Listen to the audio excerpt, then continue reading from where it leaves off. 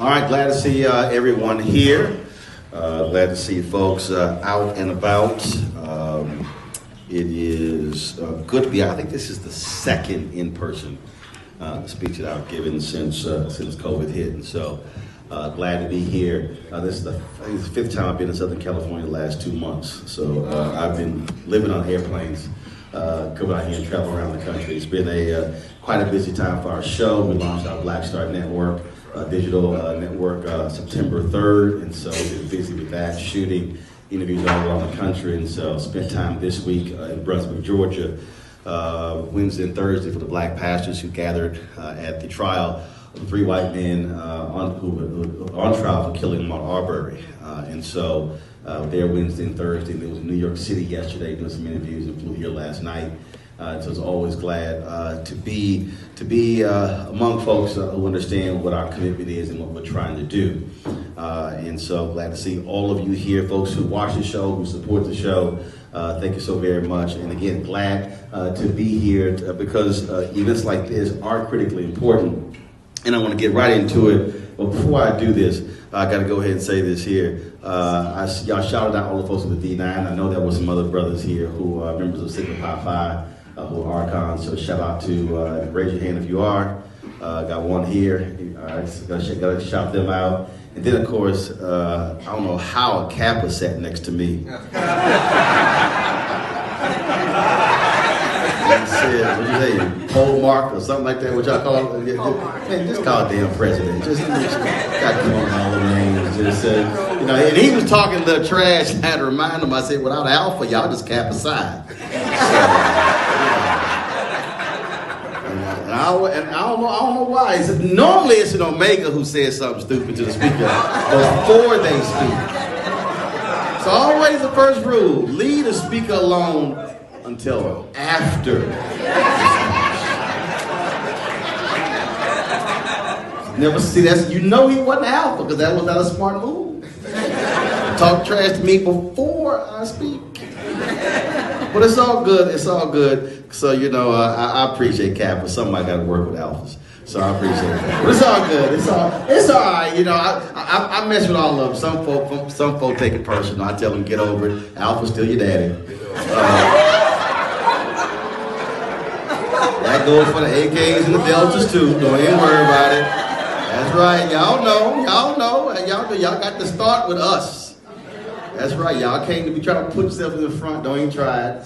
All these Deltas going to me talking about, y'all, look at you. You married a Delta. No, I was an Alpha before she was a Delta. Let's get that clear. That's right. She grad chapter. I played undergrad. No. That's fine. I'm just saying that came after we were married. Some folk trip like that. I know. Plus at the national convention now. So I remind her too. I said, remember, Alpha's your daddy too now. Don't even forget that. So it's all good. It's all good. We always, trust me, she always like, here you go, start that. I was like, well, it's factual. So I got to mess with her too. So, and I didn't even wait when I had my 30th Alpha anniversary a couple of years ago. I said, don't worry, I'm just buy my own gift. So anytime, especially when I see Omegas and Sigmas who talk trash, I just tell them, just kiss the ring. And you Kappas, y'all can see that in the back, huh? Yeah. See, that's what happened. See, I tried to warn him. I was like, don't start. I said, just eat your food and leave your brother alone. Don't even leave your brother alone. I appreciate it. And probably somebody gonna get fired in my staff because I don't know how they got me speaking at a golf course. They know I play golf all the time. I was sitting there like, damn, when is it gonna have this BBN over so I can get the club?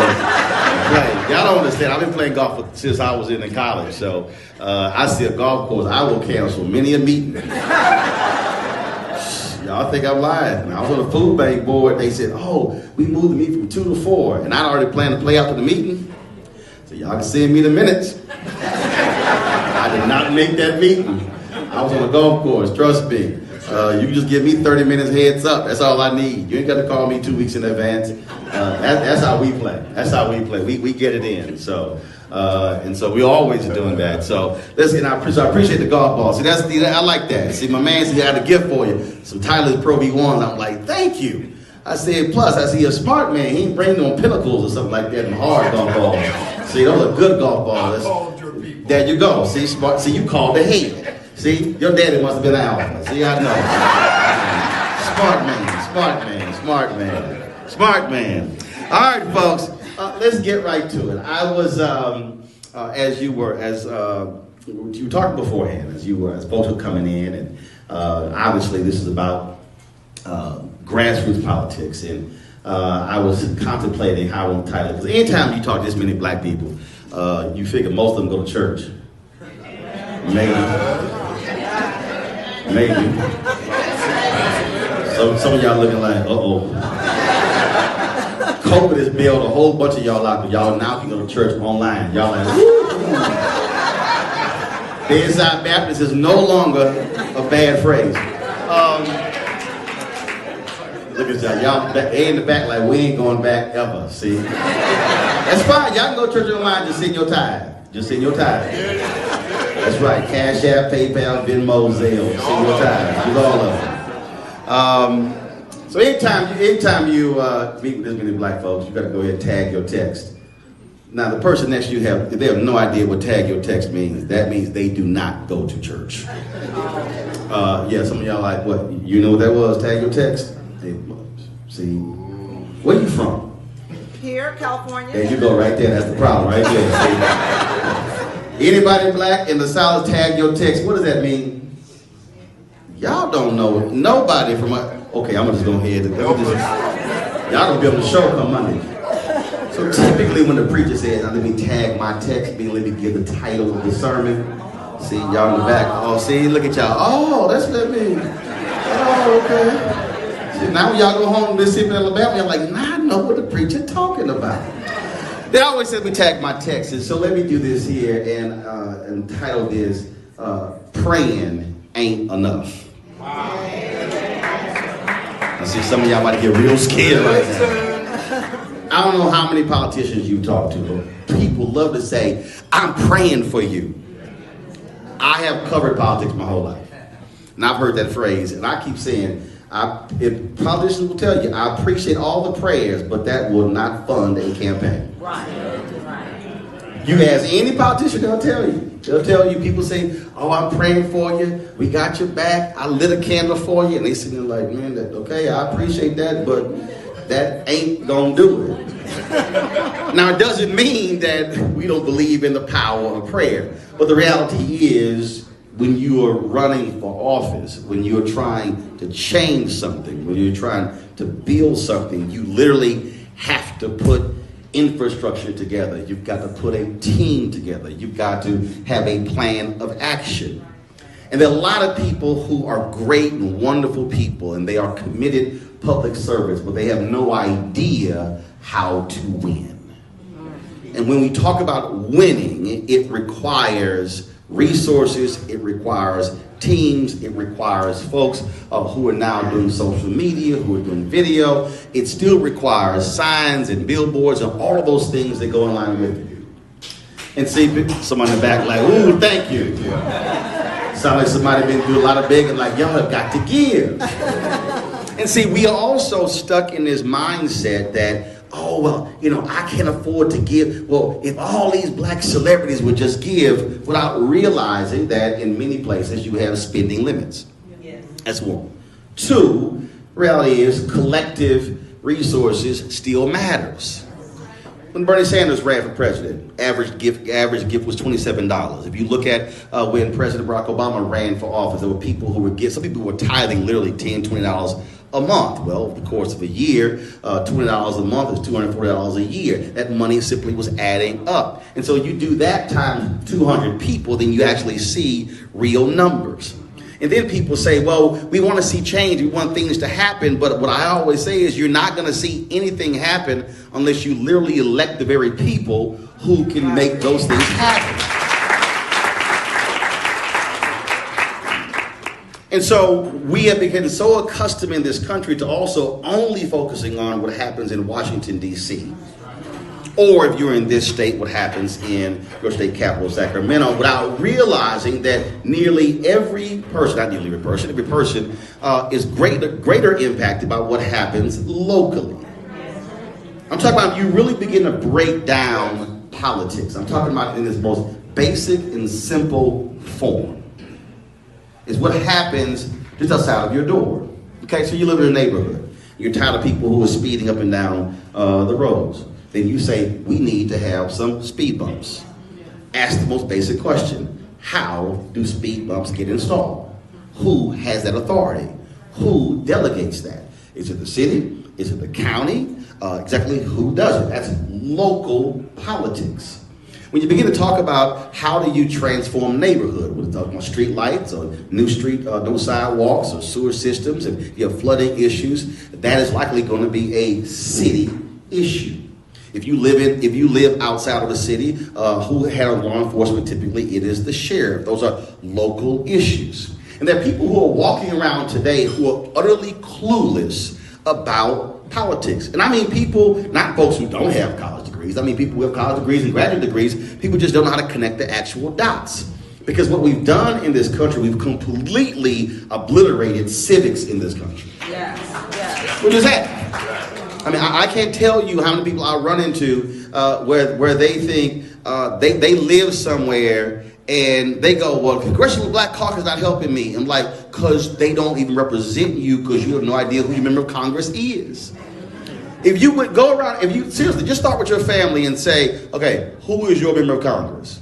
They might say something. Then you go to your laptop, you can go to the website and type it in, put their zip code in. More than likely, they're wrong. I'm telling you, I see this every single day. I travel all around the country. I live around the country, and the same thing happens. And so when we're talking about how do we change, you can't change something if you have no idea even how it works. And so if we're going to be serious about redefining our politics, then we have to learn what does that actually mean. So take, for instance, school boards. People right now, white folks across America losing a damn mind over a totally BS, made-up, Fox News-driven thing on critical race theory, which is only designed to drive up the anger among white voters.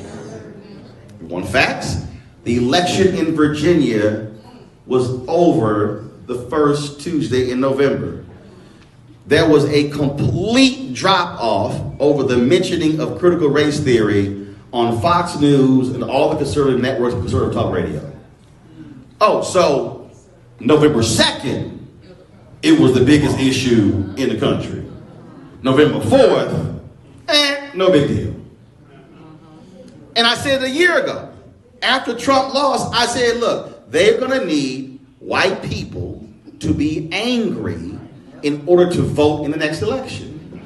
Because what we have to understand is people vote based upon emotion.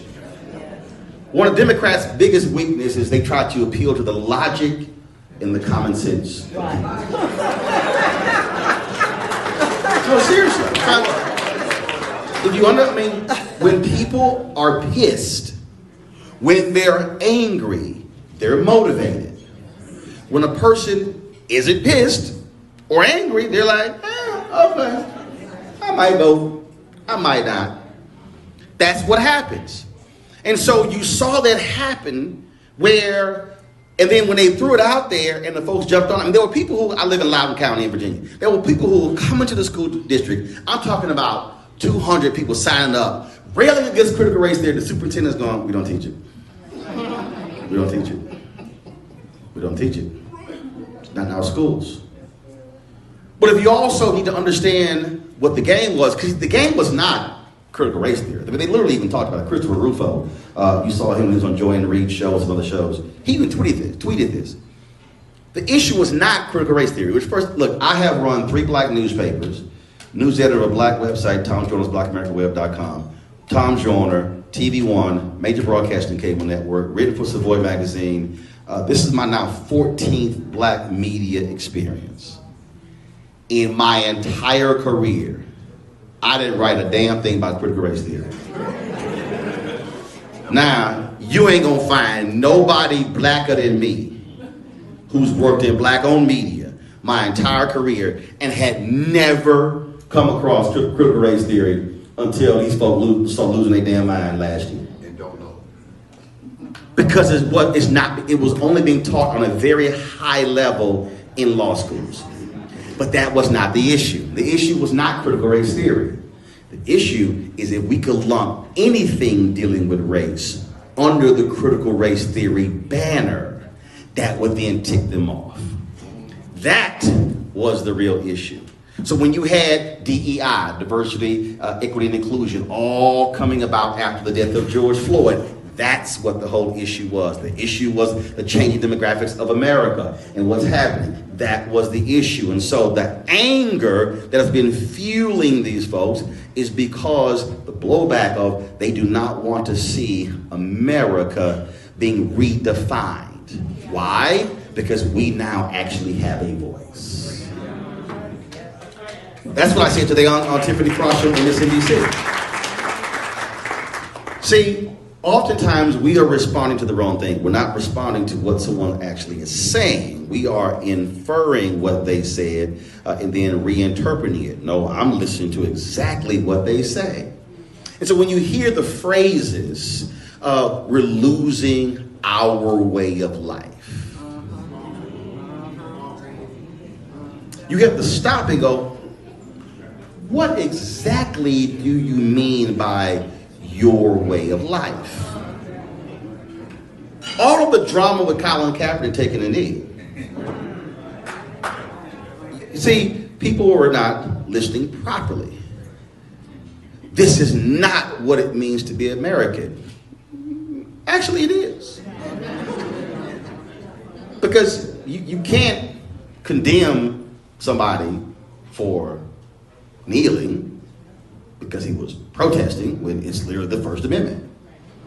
What more American than the First Amendment? Now you got all these crazies out here who love the Second Amendment. But you can't get to the second until you walk past the first. So y'all want to leapfrog the first, get to the second. But see, when you hear our values are changing, you have to listen to what politicians are saying, what people are saying when they say our values are changing. No, what they're actually saying is how America has been defined since its existence has been defined through the prism of largely white men. And so now we are not happy that the rest of y'all get a say. I'm telling you, if you listen to the language, you hear it, you hear the language. California just decided, the schools to say, we're getting rid of the testing. Already, folks, this is their way to get around any affirmative action. No, it's because it doesn't work. And also, the very testing was used specifically to exclude us from the major institutions. A couple years ago, they uncovered where the president of the University of Texas gave a speech to alumni in Houston, and they were all up in arms after Brown was Board of Education. He said, chill, we got this. We're going to put in standardized testing.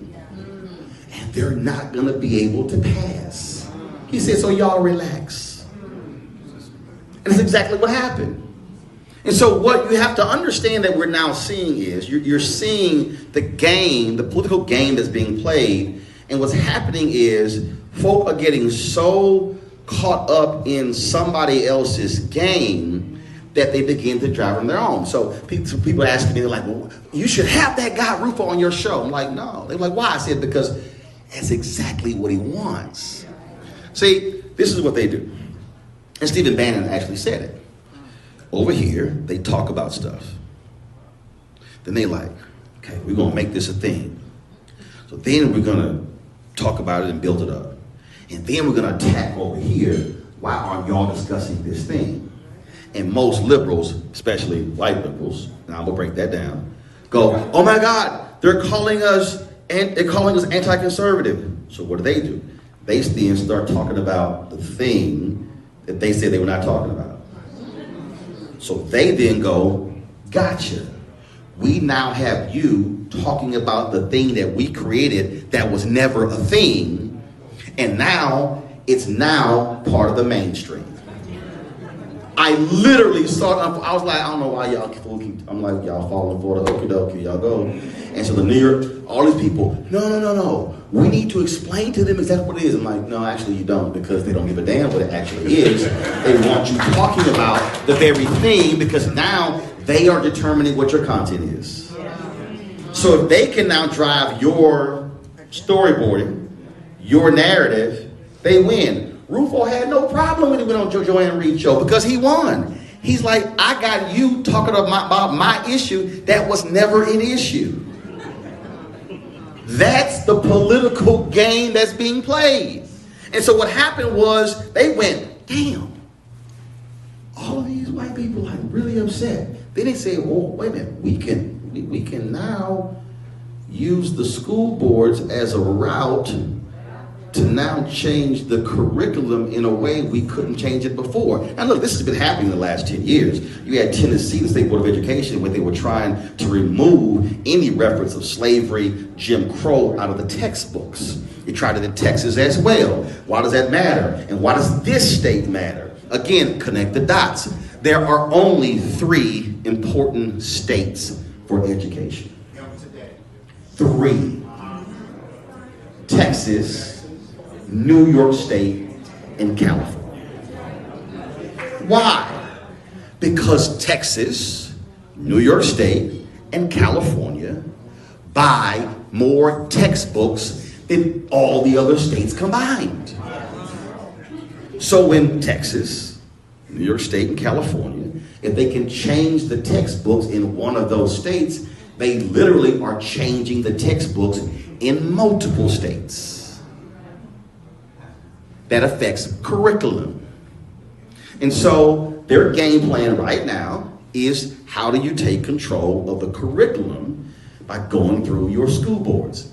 But see, is much deeper than even the curriculum.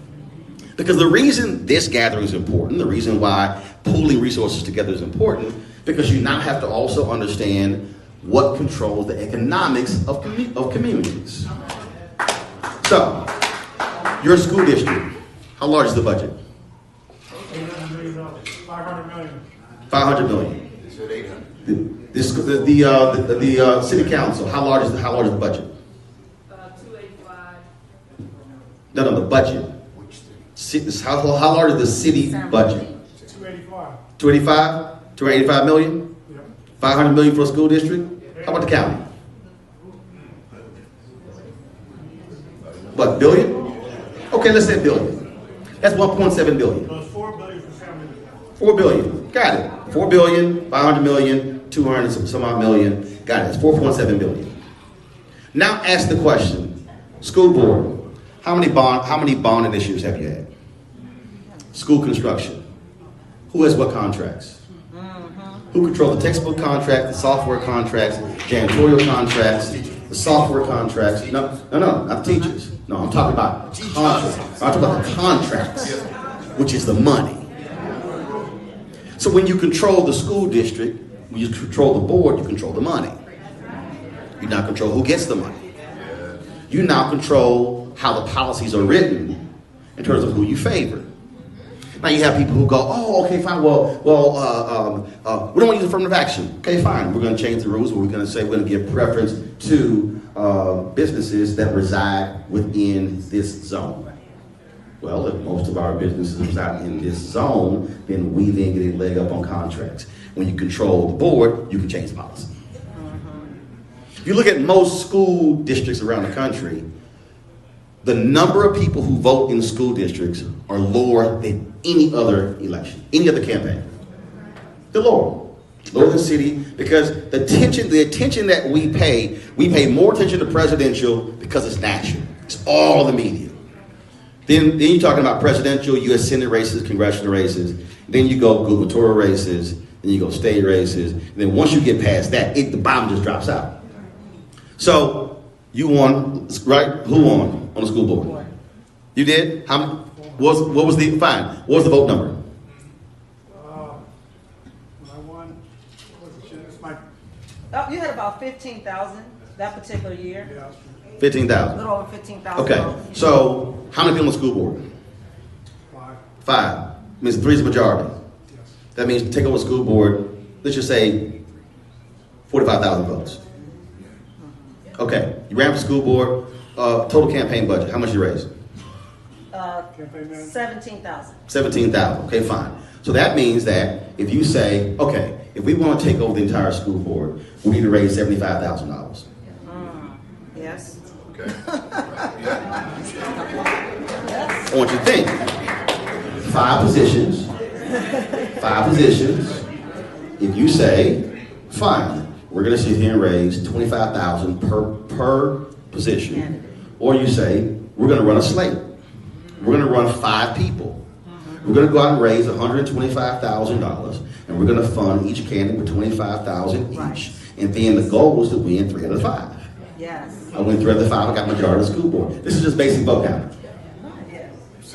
And so when we're talking about power, look how much money people will then work together to bundle to raise for a congressional presidential campaign. That's great, that's wonderful. But the reality is, the amount of money, I guarantee you, if you run the numbers, you probably in this city, you probably raised more money for a presidential campaign. For one presidential campaign that was not even a blip of the billion they raised, when literally you could have taken those exact same resources and taken over the entire school board.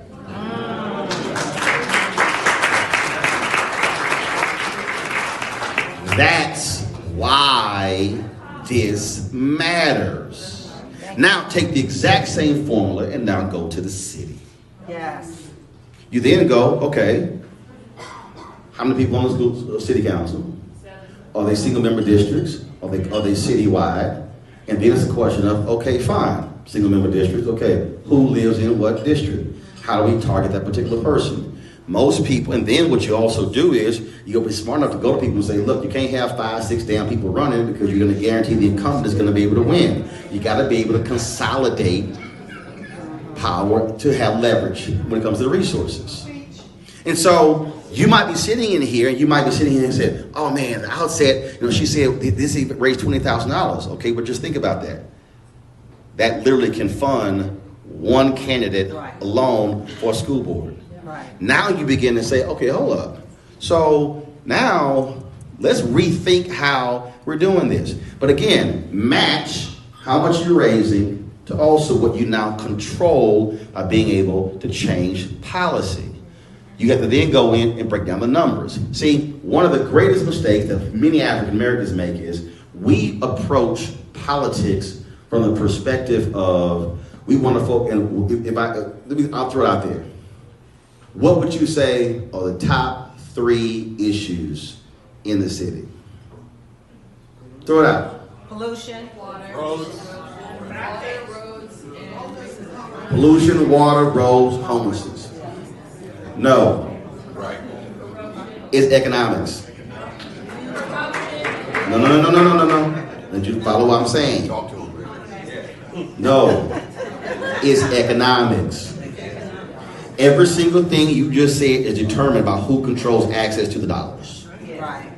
So what happens is we, too often, many African Americans across the country, we approach politics as the most important thing facing our community is education, is money, it's mass incarceration, money. Oh, is that? No, money. It literally resources. Because everything that you just named has to be funded. And everything that you just named is going to be then dealt with likely by a private company who is then going to get the contract to deal with that very thing. Which now means that you have to now be asking, okay, what is the business capacity of black folks here? Which means that your survey now has to be, okay, so Who in here actually owns a business? Raise your hand. Who in here has a business? No, keep your hands up. I need to see when their hands drop. Who in here has a business that employs more than 5 people? Keep your hands up. Who in here employs a business with more than 10 people? Who in here has more than 20? Who in here has more than 25? There are 2 hands up. They work for the same company.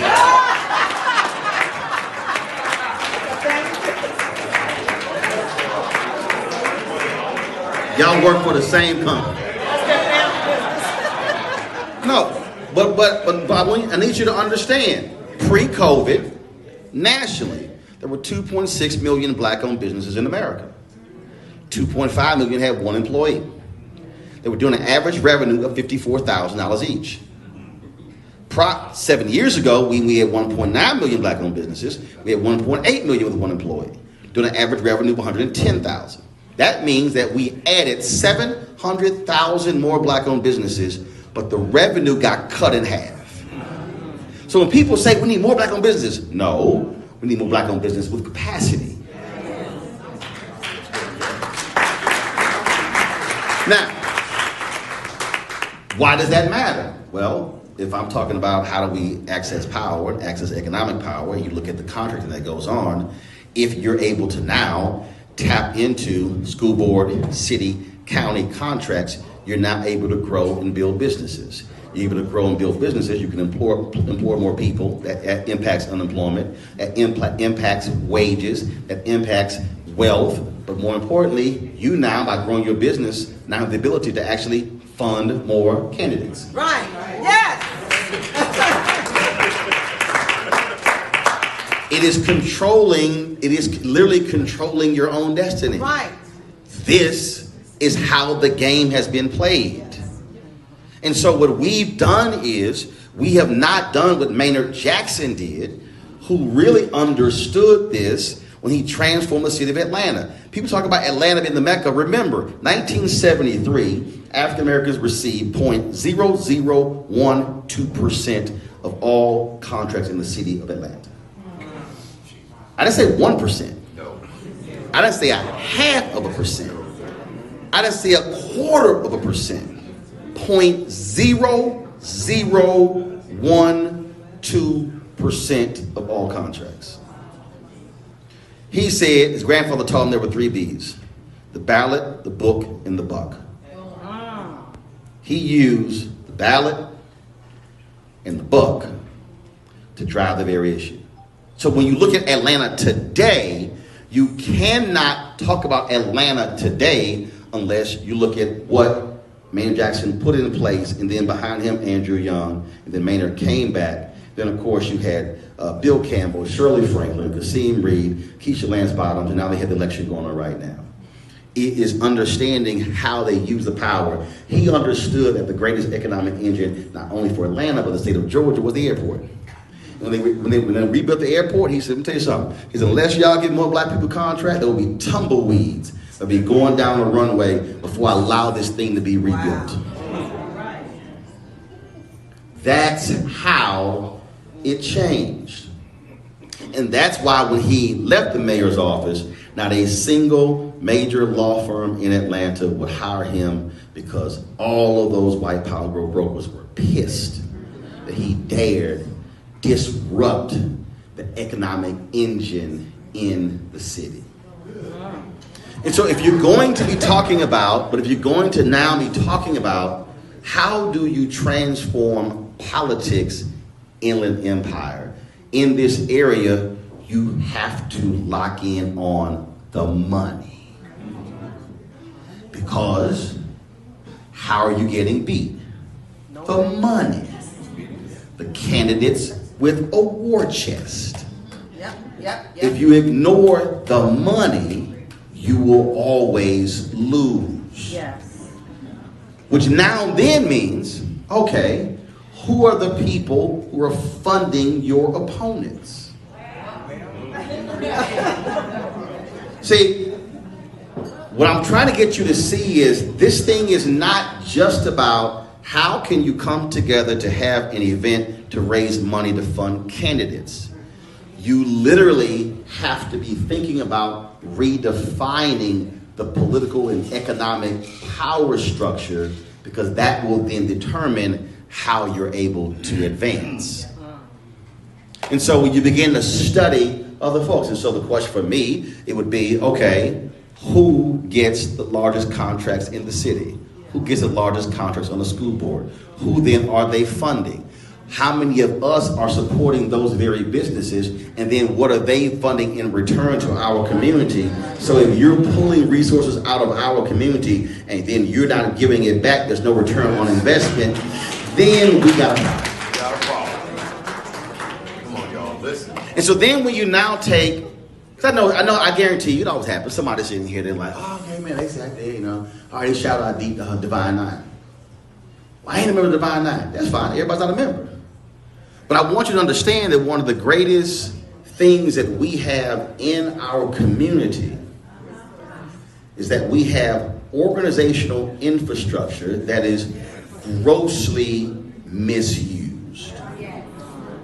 If you read Dr. King's book, Chaos of Community, Where Do We Go From Here, which is one of the most phenomenal books, and I dare say one of the 3 most important books that should be on your library. This is what he wrote in 1967. It was published in 68, and it was the worst-selling book out of the books that he wrote. And the book also was not in print for 10 years after his assassination. For me, that was by design. You read this book, you literally will think that he's writing about 2021 and not 1968. Absolutely. What he says in the book, there are 4 institutions that are prime position for the liberation of Black America.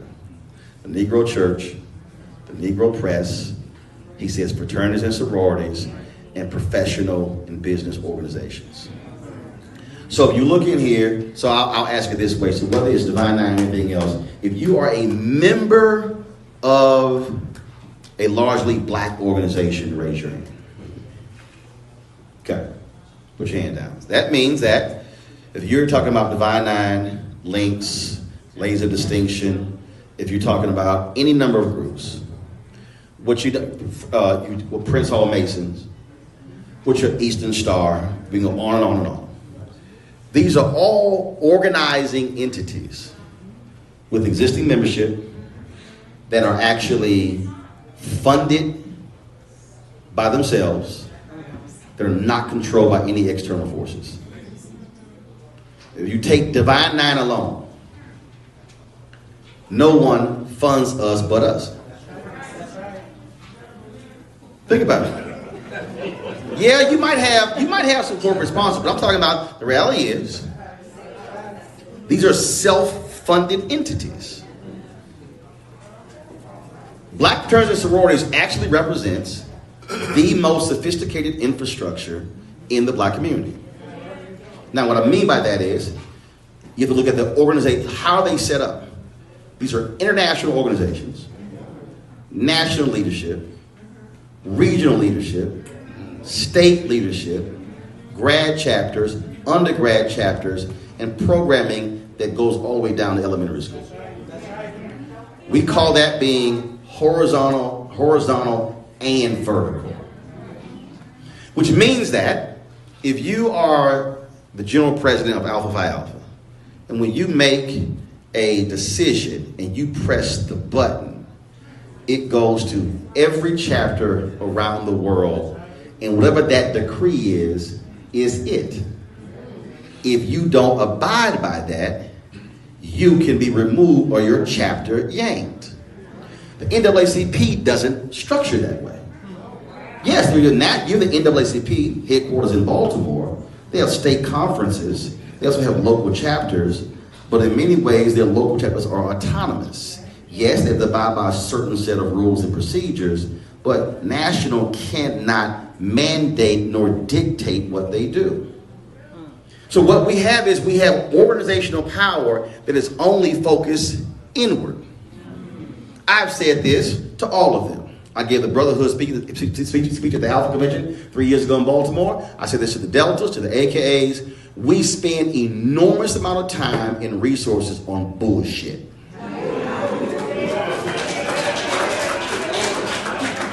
Yes, I said it. I got no problem saying it. Because when you're only, follow me here, when you're only talking about what's happening inside of our walls versus what's happening out there, then what's going on? Okay, I'll give you this way. Just so to understand. Again, how you use economic power. How often does school board meet? Once a month. Once a month. When? Wednesday.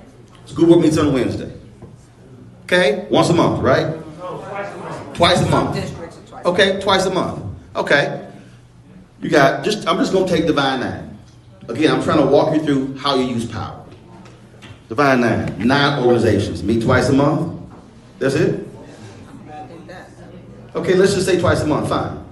That means you should have one fraternity, one sorority that says we will be attending school board meeting this month.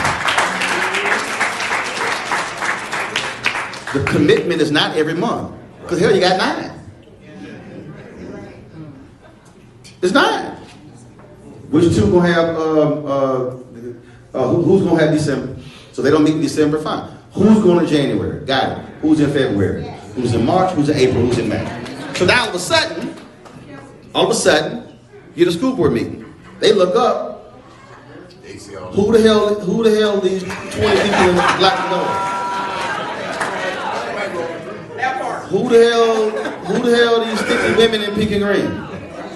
And then next month, they like, who the hell these 50, 60 women in red and white? Hold up.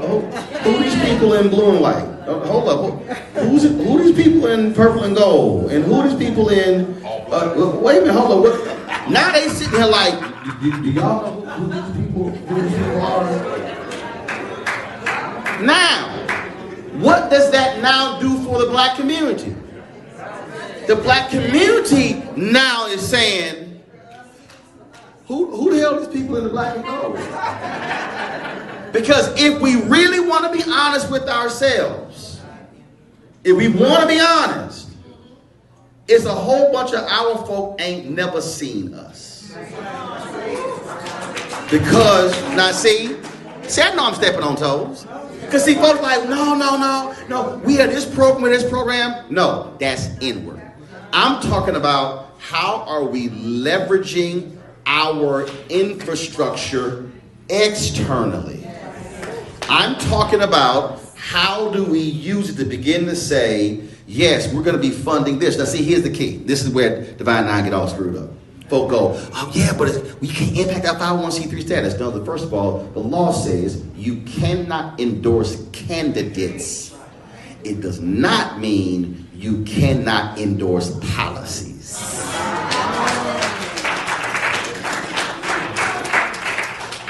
We are literally sitting on power that is untapped. Wow. That is unused. We're literally sitting on it. And it's not being used. And we're only using it inside of our group. And really on what? Look. The head of the Boulay said, hey, Roland, he said, I want you to present at he said, the Grand Boulay. I said, I don't do bullshit, bro. No. I want you to understand. I know. I'm giving you the quote. The reason I'm trying to explain this to you is because that's part of the deal. I'm not interested in going to the Bahamas for the Grand Boulay in order to go to our event and go to a cooking deal and to go on a cruise. No, I'm not. I said, you can't tell me that you have this collection of black men that's supposed to be the be-all to end-all of all black male groups, the upper echelon of black men in America, and we ain't talking about a damn thing that's political, economic, and social. Right. I'm not wasting my time. And so what I'm trying to get us to understand is we need to stop patting ourselves on the back organizationally and then begin to say, no, how are we leveraging this power beyond? But see, this for me, this is not just with Divine Nine or the Boule or look. When the brothers came to me, they said, "Hey man, we want you to be a part of Prince Hall Mason." I'm like, "Cool." I said, "But you do know what's gonna happen when I'm in." I ain't here for meetings unless that meeting actually means something. Look. I'm a life member of the National Association of Black Journalists, 3-time board member. I get inducted next month to our Hall of Fame. When I got on the board, I told them I'm not here for games. I said if we're going to use our power as the world's largest minority journalism organization, I said then we're going to do that. So when we met with corporations, I said I walked in like we about to meet, and I had to deal with some of our people who kind of like, yo, Roland, I think you're a little radical with it. I said, yo, I'm not here to be cute. When I sit at the table of power, I need them to understand I'm not playing. And so we are approaching this with a hat in hand, mealy mouth, small, as opposed to walking in saying, no, I'm looking for major, significant, substantive change, and my ask is going to be so large, it's going to cause you to fall out your chair. I'm saying you got to be willing to look at your existing political leaders and say, if the mayor or the council members or the school board leader, if they are not up to the task, you must be willing to look somebody in the eye and say, we going to take you out at the next level. And let me be real clear. Let me be real clear. I ain't got no problem taking out somebody black. Let me say it again. Because I'm telling you, I've seen this game before. Folk like, I don't know, you know, that's a sister. If her ass ain't, if that sister or that brother is not advocating for policies that are specifically benefiting our community for good, they got to go. I see no difference whether they're black, white, Latino, or Asian. See, the mistake that we make is we go, yeah, but you know, that's our kinfolk. No, it's not. This is not about I want to get along with somebody. Right. This is about are our communities, our neighborhoods being transformed? Are our businesses getting the kind of contracts that are needed? Are we seeing growth? This is not about I need an invitation to somebody's Christmas party. Now, if you are not about that life, here's my suggestion. Give your check and leave. No. See, I know some of you, do understand. Some of y'all look at me right now like, damn, you knew who you invited.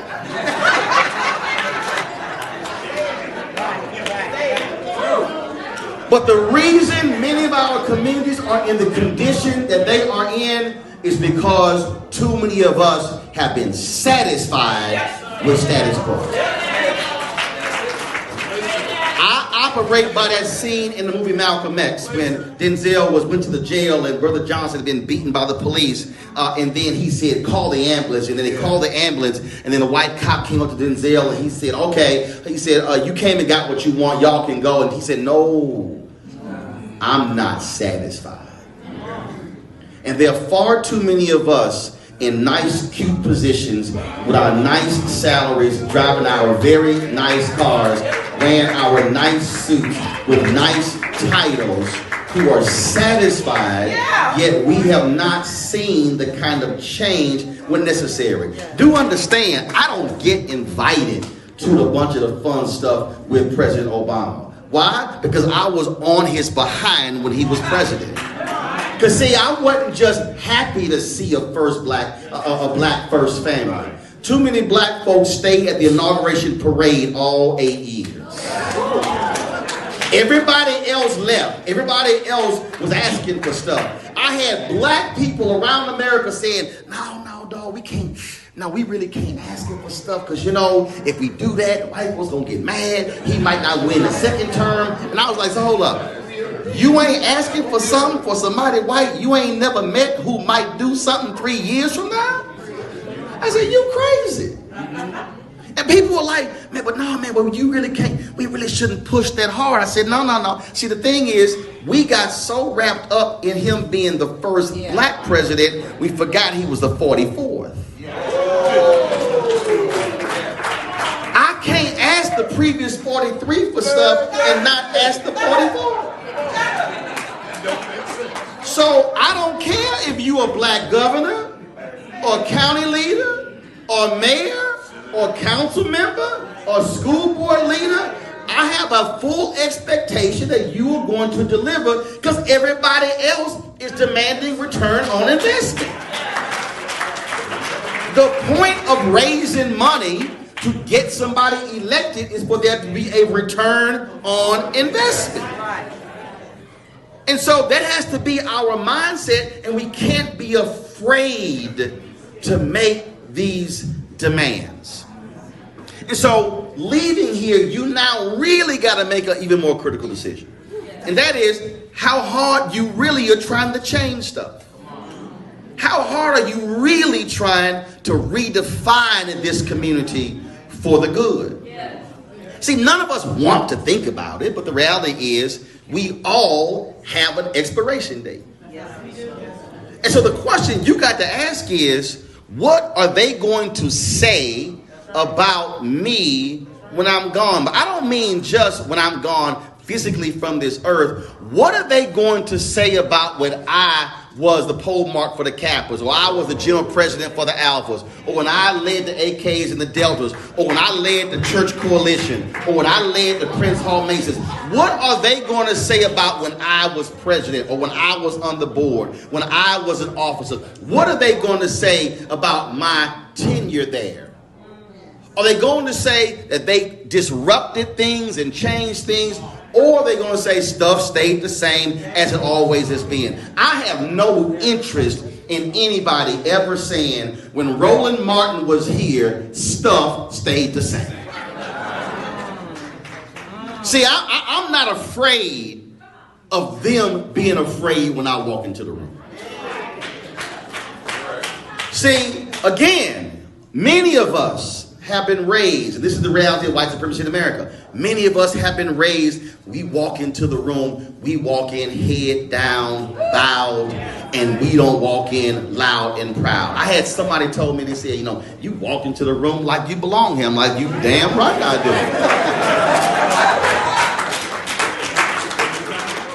When I walk into a room, I want you to feel the presence. I want you to say, damn, he here. I want you to feel that.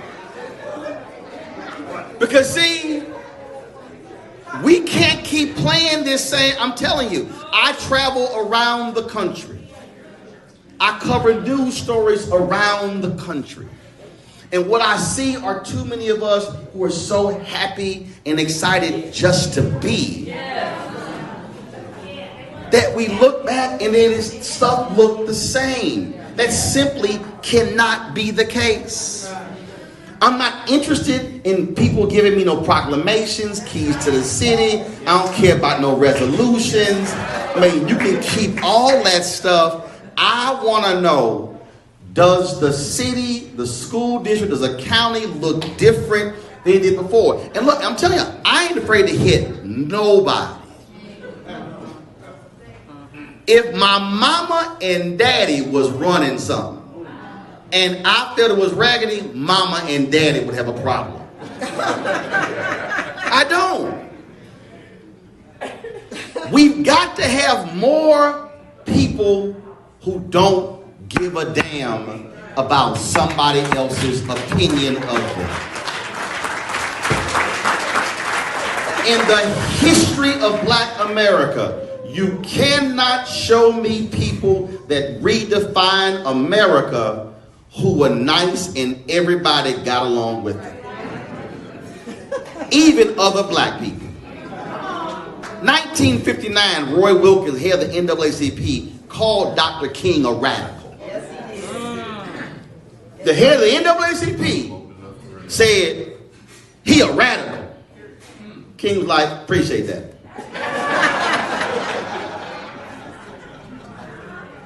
See, so many of us have fallen for America's redefinition of Dr. King because we have turned him into a civil rights bobblehead, a civil rights mascot. Oh, Dr. King loved everybody and he prayed for everybody. No, that was one of the most radical voices America has ever seen. But we let folk quote him every single day who don't care about what he cared about. I ain't letting no Republican, black or white, give any kind of quote praising Dr. King because I'm going to ask him, if you don't support his agenda, I don't want to see your quote. If you don't care about the poor, if you don't care about the disenfranchised, if you don't care about the downtrodden or the depressed, if you are unwilling to deal with the economic realities in cities, then I don't want to see your praise. Which also, I tell, look, I've done a lot of MLK events, and I've told many of the politicians, y'all can excuse yourself for sitting here praising the King if you voting against him when you at the meeting. We have to be willing to challenge power. Because Frederick Douglass said, power concedes nothing without a demand, never have and never will. But he also said this before he died. He said, agitate, agitate, agitate. So if you one of those folks and you don't want to agitate, if you one of those folks and you don't want to sit here and press somebody, if you don't want to sit here and challenge power, if you don't want to redefine power, my suggestion is for you to move the hell out of the way because there's a train that's coming. And when that train comes, you're going to hear a whistle coming. And you can hear that whistle from a long, my dad worked for Amtrak. You can hear that whistle from a long distance. The whistle, they don't sound the whistle when they right on you. They let you know, train's coming. Train's coming. Get your bags ready. Because when we pull up, you're not going to be here for long.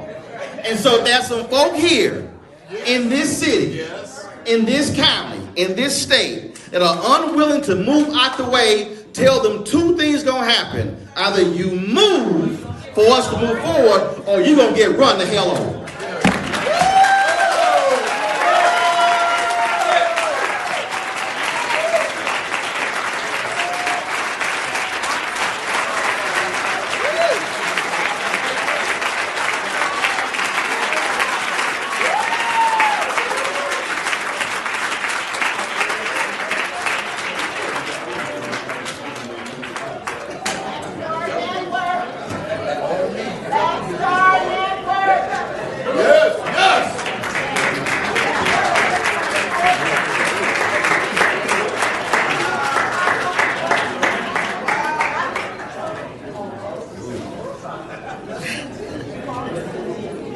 I just want to say that